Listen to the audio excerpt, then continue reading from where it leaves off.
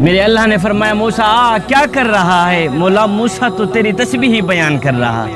میرے اللہ نے فرمایا موسیٰ ایک کام تو کر، جا فلاں مقام پر میرا ایک بندہ ہے، اس نے 350 سال میری عبادت کی ہے، اس کو جا کر میرا ایک پیغام تو دے دے۔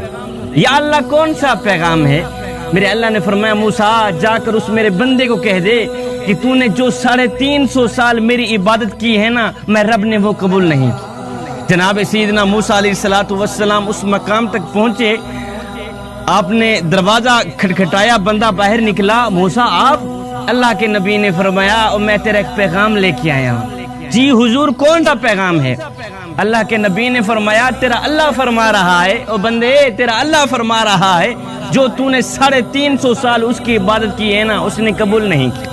اس بندے نے جب سنا کہ اللہ تعالیٰ نے میری 350 سال کی عبادت میرے منہ پہ مار دی ہے تو غار سے باہر نکلا، خوشی خوشی ناچنے لگ گئے۔ اللہ کے نبی نے فرمایا او نادان، اللہ تعالیٰ نے تیرے قیام کیے قبول نہیں کیے، تیرے رکوع کیے قبول نہیں کیے، تیرے سجدے کیے قبول نہیں کیے، اس نے 350 سال کی عبادت تیرے منہ پہ مار کے رکھ دی ہے، اس کے باوجود بھی تو خوشی خوشی ناچ رہا ہے۔